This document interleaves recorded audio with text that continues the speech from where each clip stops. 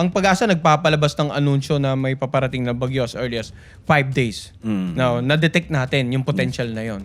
So, imaginein po natin kung may darating na bagyo. For example, ngayon is Thursday. And then, sinabi natin sa Sunday, may darating na bagyo.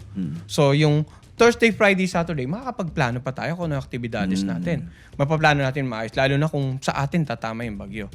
Kung kailangan nating lumikas sa mas mataas na lugar dahil bahain tayo, hanggat wala pa yung bagyo, gagawin natin yon. So, mahalagang malaman natin yung weather or climate condition habang hindi pa ito directly nakaka-apekto sa atin. Huwag na natin hintayin na nandyan na yung ulan. Kasi pagdating nun, wala na pong sense yung preparation. Ang essence ng preparation natin is yung habang wala pa, pagpaparating pa lang. Tama yun, sir. Yung warning signal ninyo parang may ibig sabihin din, di ba? Tama. Isa yan sa mga normally na misunderstood ng mga kababayan natin. Pag sinabing signal number 1, ang init-init pa dito. For example, sa Metro Manila, nagtaas tayo ng signal number 1 ng alas 11 ng umaga. Pero maaraw pa. Ang karaniwang nagiging reaksyon ng mga kababayan natin, ba't kayo nagtaas ng signal? Baka init pa, no? Wala namang ulan, wala namang hangin.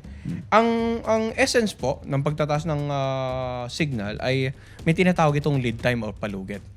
Example, itong signal number 1, ibig sabihin nito, posibleng 36 hours pa bago nyo maranasan yung aktual na lakas ng hangin. So, meron pa tayong 36 hours para mag-prepare. Kung halimbawa, nakatira po tayo sa kanayunan, ang bahay po natin ay gawa sa lumang materyales, magaganang materyales, at inaasahan natin na in the next 36 hours, makakaranas tayo ng hangin na pwedeng magdulot ng slight damage sa ating property, sa ating bahay. Then, hindi pa dumarating yon, i-reinforce na natin yung bahay natin. Lalagyan na natin ng suporta para pag dumating man yung malalakas na hangin na yon, ay handa na po tayo. In the same manner, halimbawa, sinabing yung ulan pwedeng magpabaha, di ba? At alam naman natin na bahain yung lugar po natin. Pwede na tayong magsimulang makipag-ugnayan sa ating local government. Magtanong na tayo, halimbawa, tanongin natin, sir, may paparating na bagyo, bahain yung lugar natin, saan po ba ang designated evacuation facility natin? Mga ganun po ba? So as early as bago tumama, bago natin magsimulang maramdaman, kailangan handa na po tayo, nakapaghanda na po tayo. Para pag nandun na yung actual, monitoring na lang po tayo noon. Patuloy na tayo makikinig ng update, patuloy na rin makikinig natin ng abiso ng ating mga local government officials at DR officials kung ano yung gawin habang kasagsagan na ng event sa ating lugar. Kaya kung halimbawa may ulan na, malakas na yung hangin, signal number 2, itinasa signal number 3, hindi pa yung oras na yon na mas lalakas pa, ibig sabihin. Posible po yun. No? Ang bagyo habang papalapit kasi, halimbawa, tas lumalakas pa. May mga bagyo kasi na hanggang tropical depression intensity lamang, yung pinakamababang kategorya, so to speak. Meron naman habang malayo pa, habang nasa dagat pa yan, pwedeng lumakas ng lumakas bago tumama na ating bansa.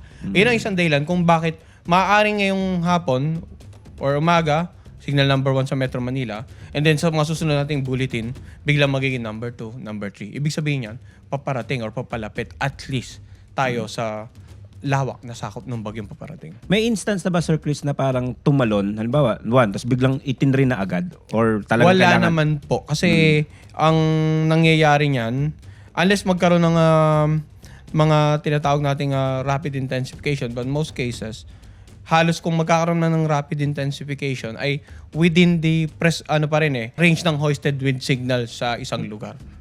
However, yun nga sinasabi natin, kapag ang bagyo papalapit ng ating bansa, inaasang tatawid ng ating bansa at habang tumatawid ng ating bansa, magiging mas madalas issuance natin ang bulletin. Normally kasi every 6 hours lang issuance natin Pero pag ganun pang senaryo, papalapit, nagsimulang tumatawid. Hindi pa nakakalagpas sa landmass nating bansa. Every 3 hours na ang monitoring. Ang release natin ng tinatawag nating bulletin, tropical cyclone bulletin. Kaya dapat, hindi lamang yung mga kababayan natin nagmo-monitor. Maging yung LGU at saka local DR officials nagmo-monitor para kung magkaroon ng pagbabago sa lakas, sa pagkilos, alam nila yung pwede nilang ibigay na instructions. Dahil yung mga kababayan natin, naghihintay lang naman ng instructions nila kapag may ganitong mga severe weather events.